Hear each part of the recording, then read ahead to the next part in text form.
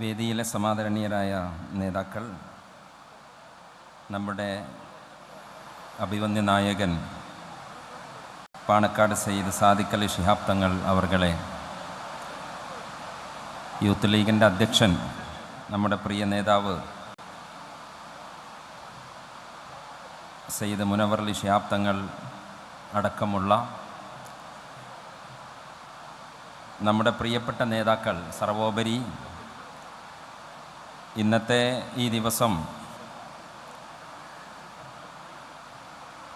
ഇങ്ങനെ ഒരു സംഗമത്തിന് നിമിത്തമായി വർത്തിച്ച മുസ്ലിം യൂത്ത് ലീഗിൻ്റെ വൈറ്റ് ഗാർഡ് അംഗങ്ങളെ, പ്രിയപ്പെട്ട ഫിറോസ് യൂത്ത് ലീഗിൻ്റെ വൈറ്റ് ഗാർഡിന് ആദരം എന്ന് പറഞ്ഞ്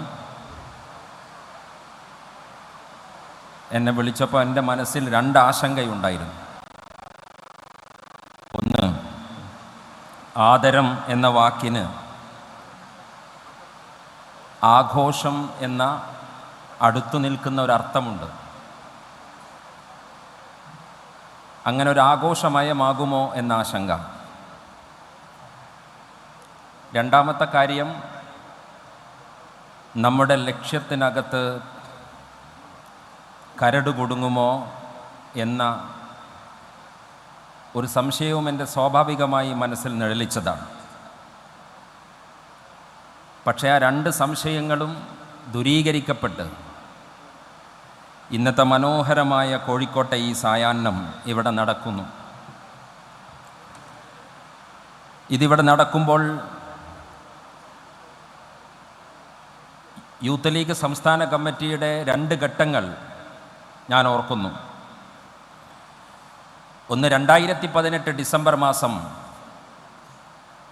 തിരുവനന്തപുരത്തെ സെൻട്രൽ സ്റ്റേഡിയത്തിൽ കാസർകോട്ട് നിന്ന് പ്രയാണമാരംഭിച്ച് മുസ്ലിം യൂത്ത് ലീഗ് യുവജന രാഷ്ട്രീയ ചരിത്രത്തിൽ അതിശക്തമായി അടയാളപ്പെടുത്തിയ ഒരു സമര യാത്ര.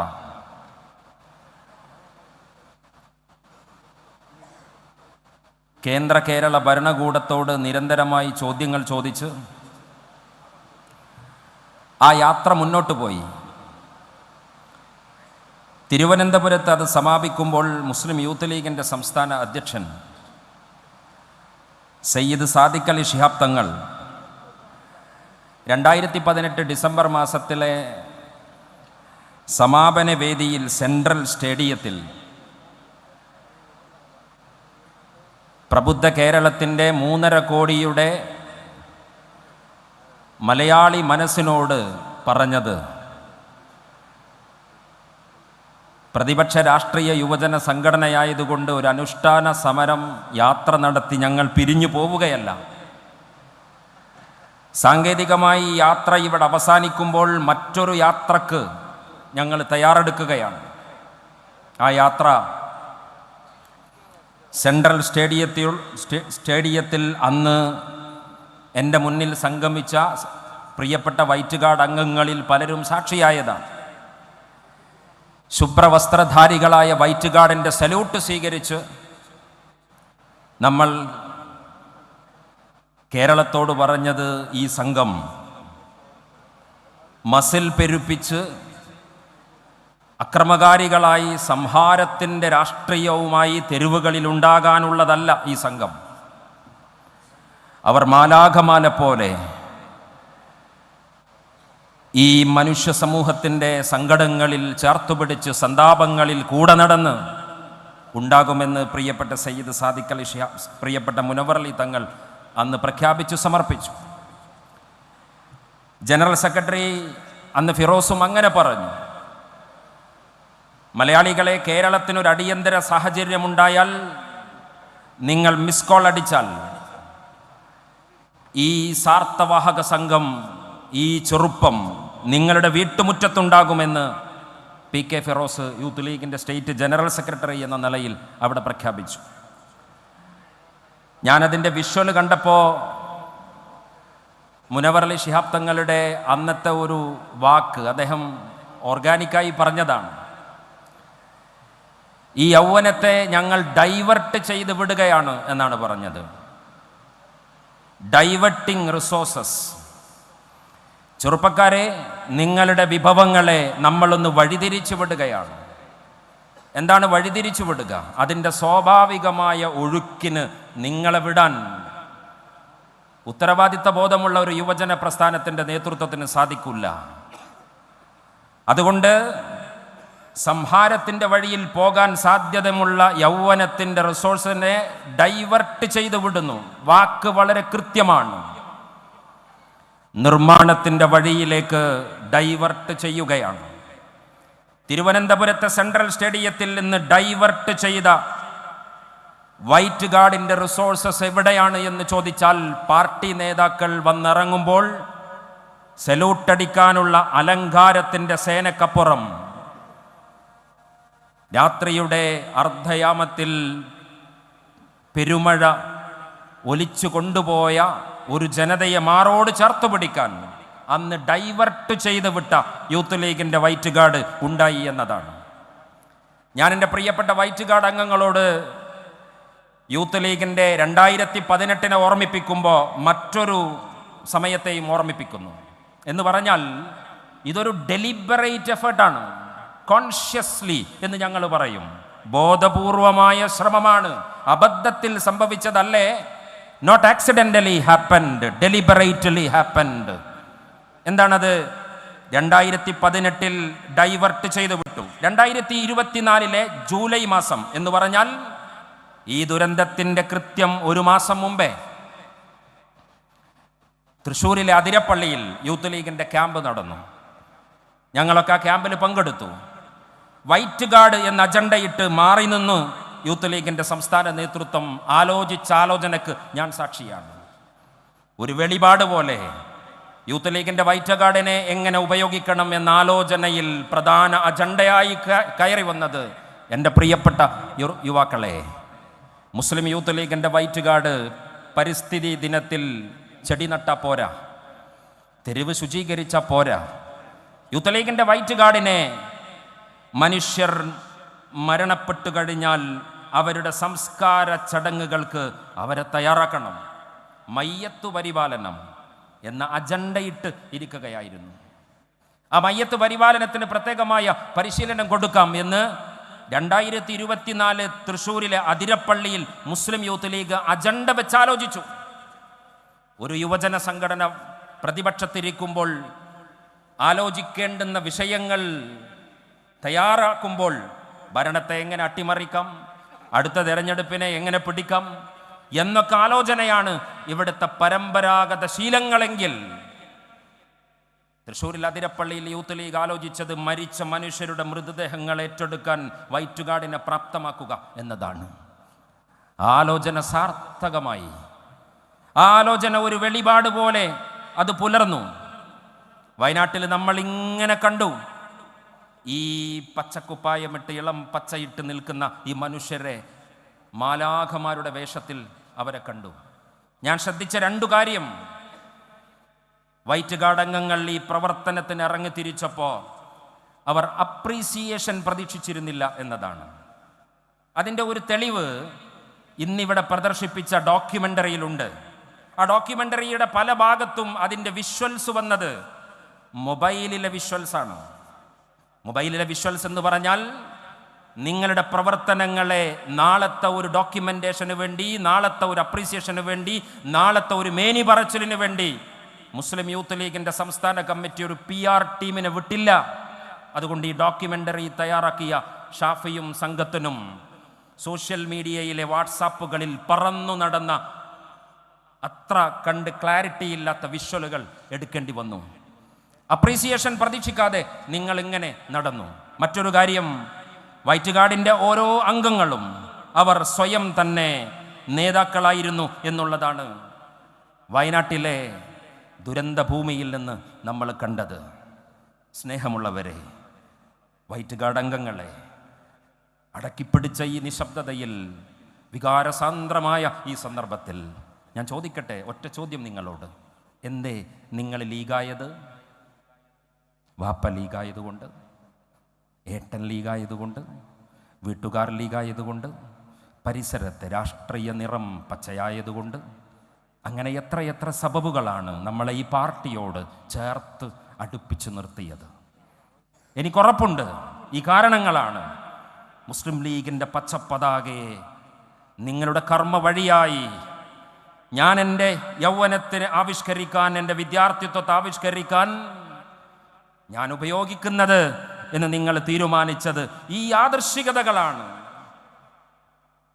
സമൂഹ മാധ്യമങ്ങൾ, ഏഷ്യാനെറ്റിലെ മാധ്യമപ്രവർത്തകൻ പോലീസ് ഉദ്യോഗസ്ഥനോട് പറഞ്ഞു, വയനാട്ടിലെ ഉരുൾപൊട്ടലിലെ ഇന്ന സ്ഥലത്ത് അവിടെ മനുഷ്യരുടെ മൃതദേഹങ്ങളുണ്ട്. ആ ഉദ്യോഗസ്ഥൻ തിരിച്ചൊരു ചോദ്യം ചോദിച്ചു, നിങ്ങളോട് ആരാ പറഞ്ഞത്? മാധ്യമപ്രവർത്തകൻ പറഞ്ഞു, വൈറ്റ് ഗാർഡ് അംഗങ്ങൾ അത് പറയുന്നു.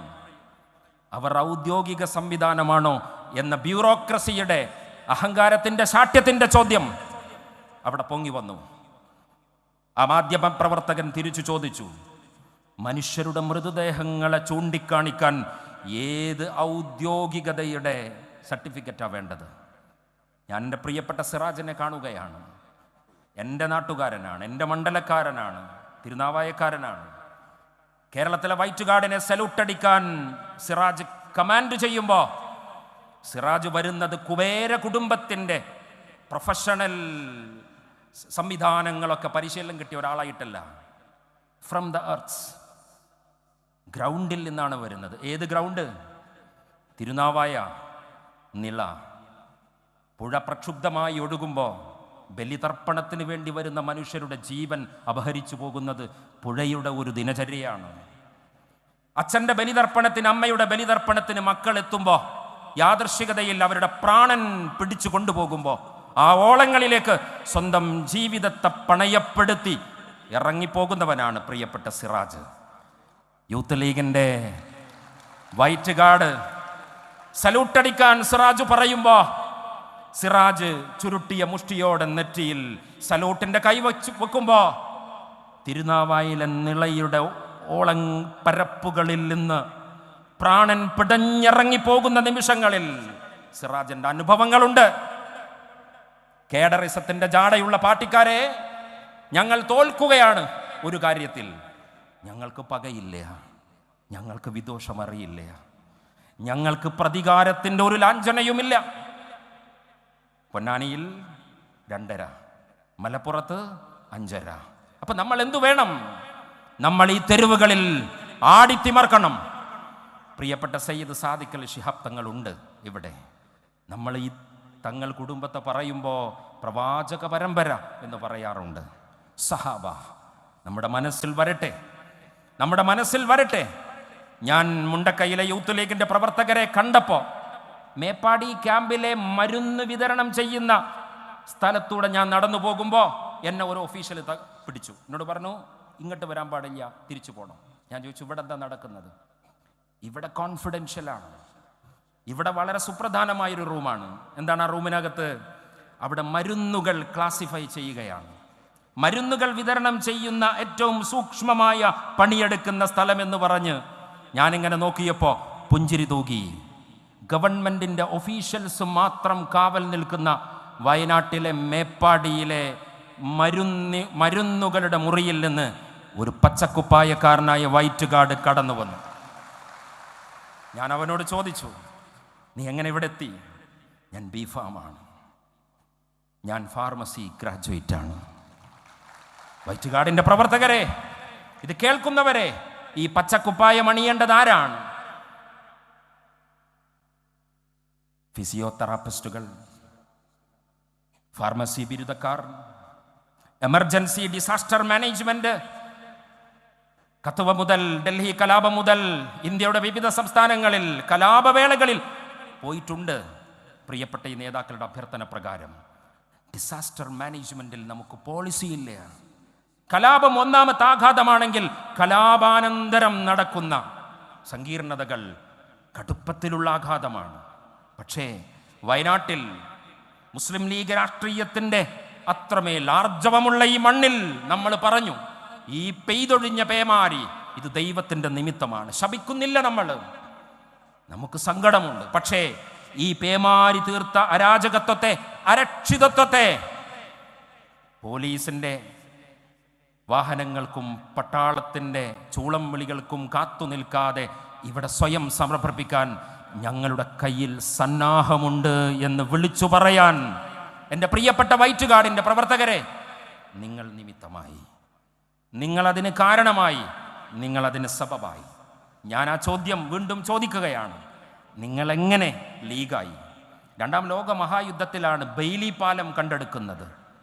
ബെയ്ലി പാലം കണ്ടെടുത്തത് വയനാട്ടിൽ ഗുണമായി. കാരണം ചൂരൽമലയിൽ നിന്ന് മുണ്ടക്കയിലേക്കുള്ള പാലം പൊട്ടിയതാണ് ഈ ആഘാതത്തിൻ്റെ ആഴം വർദ്ധിച്ചത്. അതുകൊണ്ടാണ് മരണത്തിൻ്റെ കണക്കുകൾ തിട്ടം കിട്ടാതെ പോയത്. പട്ടാളമിറങ്ങി ബെയ്ലി പാലം ഉണ്ടാക്കി. പക്ഷേ പൊതുസമൂഹമേ, ഞങ്ങളൊരു കാര്യം പറയട്ടെ, ശാസ്ത്രത്തിൻ്റെ സാങ്കേതിക വിദ്യ കൊണ്ട് നിങ്ങൾക്ക് പാലമുണ്ടാക്കാം. പക്ഷേ മുണ്ടക്കയിൽ ആഴ്ന്നുപോയ മനുഷ്യരെ ചാർത്തു നിർത്താൻ ഉദ്യോഗസ്ഥന്മാരുടെ പ്രവർത്തനം ബൈ ടെക്നിക്കലാണ്. ഉദ്യോഗസ്ഥന്മാരുടെ പ്രവർത്തനം ബൈ ബ്രെയിനാണ്. ബുദ്ധി കൊണ്ടും സാങ്കേതികത കൊണ്ടും അവർ പ്രവർത്തിക്കുന്നു. പട്ടാളം നിർമ്മിച്ചു പോയ ബെയ്ലി പാലത്തിലൂടെ മനുഷ്യരുടെ തലയൊട്ടിലുകൾ ചേർത്തുപിടിച്ച്, കൈകൾ ചേർത്തുപിടിച്ച്, മയ്യത്തുകൾ ചേർത്തുപിടിച്ച് നടന്നു പോകാൻ മാലാഖമാരെ പോലെ ഉണ്ടായത് ഗവൺമെന്റിന്റെ ഔദ്യോഗിക സംവിധാനമല്ല, മുസ്ലിം ലീഗ് പ്രസ്ഥാനത്തിന്റെ ഈ യൗവനത്തിന്റെ മാലാഖമാരായിരുന്നു എന്ന് അഭിമാനത്തോടെ പറയാൻ ഞാൻ ആഗ്രഹിക്കുകയാണ്. അതുകൊണ്ട് യൂത്ത് ലീഗിൻ്റെ പ്രവർത്തകരോട് വീണ്ടും ഞാൻ ചോദിക്കുകയാണ്, നിങ്ങളെങ്ങനെ ലീഗായി? ആ നിമിഷം ഇവിടെ സാർത്ഥകമാവുകയാണ്. ആ തീരുമാനം തെറ്റിയിട്ടില്ല, ആ തീരുമാനം പഴച്ചിട്ടില്ല. നിങ്ങളുടെ ജീവിതം വ്യർത്ഥമാകുന്നില്ല. The road is long like an ancient poet's night. പൗരാണിക കവിയുടെ പാതിരാവ് പോലെ ഈ വഴിത്താര ദൈർഘ്യമേറിയതാണ്. നടന്നു പോവുക. പ്ലെയിൻസ് ആൻഡ് ഹിൽസ്, നിങ്ങൾക്ക് സമതലങ്ങളെ കാണാം, നിങ്ങൾക്ക് മേടുകളെ കാണാം. റിവേഴ്സ് ആൻഡ് വാലിസ്, നിങ്ങൾക്ക് പുഴകളെ കാണാം, താഴ്വാരങ്ങളെ കാണാം. Walk according to your dreams measure. നിങ്ങൾ നിങ്ങളുടെ സ്വപ്നത്തിൻ്റെ കൈപിടിച്ച് നടന്നു പോകണേ എൻ്റെ പ്രിയപ്പെട്ട യൂത്ത് ലീഗുകാരെ. അങ്ങനെ നിങ്ങൾ നടന്നു പോകുമ്പോൾ എയ്തർ എ ലില്ലി ഫോളോസ്, നിങ്ങളെ പിന്തുടരുന്നത് മനോഹരമായ ഒരു പുഷ്പത്തിൻ്റെ ദളമായിരിക്കാം. Otherwise a gallows follows you, നിങ്ങളെ പിന്തുടരുന്നത് ഒരു കഴുമരമായിരിക്കാം. ഈ പൂവിനും ഈ കഴുമരത്തിനുമിടയിലാണ് നിങ്ങളുടെ യാത്ര. യൂത്ത് ലീഗിൻ്റെ ഭക്ഷണപ്പന്തൽ കേരളത്തിൻ്റെ വാർത്തകളിൽ നിറഞ്ഞപ്പോൾ ഉത്തർപ്രദേശിലെ ഹോട്ടലുകൾ കേരളത്തിൻ്റെ വാർത്തകളിൽ നിറഞ്ഞിരുന്നു. അവിടെ ഹോട്ടലുകളുടെ മുന്നിൽ ഹിന്ദുവാണോ മുസ്ലിമാണോ എന്ന് എഴുതി വെക്കണം. ഹോട്ടലിൽ വെജിറ്റേറിയൻ നോൺ വെജിറ്റേറിയൻ എഴുതി വെക്കാറുണ്ട്. പക്ഷേ രാജ്യം ഭരിക്കുന്ന ഭരണകൂടം പറഞ്ഞു, നിങ്ങളുടെ ഹോട്ടലുകളുടെ മുമ്പിൽ ഹിന്ദുവാണോ മുസ്ലിമാണോ എഴുതി വെക്കണം എന്ന് പറഞ്ഞ അതേ നേരത്ത് ഹിന്ദുവായാലും മുസ്ലിമായാലും പ്രശ്നമില്ല, ഞങ്ങളുടെ ഈ പന്തിയിൽ വന്ന് നിങ്ങൾ ഭക്ഷണം കഴിച്ചേക്കുക എന്ന് പറഞ്ഞ ഒരു രാഷ്ട്രീയമുണ്ട്.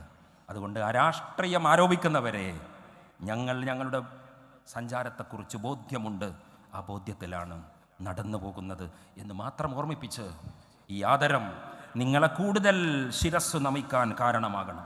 ഈ ആദരം നിങ്ങളെ കൂടുതൽ റെസ്പോൺസിബിൾ ആക്കണം. ഈ ആദരം നിങ്ങളുടെ ജീവിതത്തെക്കുറിച്ച്, നിങ്ങളുടെ കാലത്തെക്കുറിച്ച് ജാഗ്രവത്താകാൻ ഈ ആദരം കാരണമാകട്ടെ. സയ്യിദ് സാദിഖ് അലി ശിഹാബ് തങ്ങളുടെ ജീവിതത്തിലൊക്കെ എത്ര മുഹൂർത്തങ്ങൾ, പക്ഷേ എത്ര ഉദ്ഘാടനങ്ങൾ. നിങ്ങൾ ചെയ്യുന്ന ആ പരിപാടിയിൽ ഭക്ഷണത്തിൻ്റെ സംഭാവന തരാൻ ഞാനുണ്ട് എന്ന് പാണക്കാട്ടെ ഒരു നേതൃത്വം പറഞ്ഞിട്ടുണ്ടെങ്കിൽ മറ്റൊന്നും പറയാനില്ല. അസ്സലാമു അലൈക്കും. Thank you. ഈ പ്രൗഢസംഗമത്തിലെ ട്രെയിനിങ് സെഷനിലേക്ക് ഈ വേദി കടക്കുകയാണ്. പ്രചോദന പ്രഭാഷണങ്ങൾ കൊണ്ട് ആയിരങ്ങളെ സ്വാധീനിച്ച ചിന്തകനും പ്രഭാഷകനുമായ ഡോക്ടർ സുലൈമാൻ മേൽപ്പത്തൂർ ഈ മഹാസംഗമത്തെ അഭിവാദ്യം ചെയ്ത് സംസാരിക്കുന്നു. അദ്ദേഹത്തെ വളരെ ആദരവോടുകൂടി സ്വാഗതം ചെയ്യും.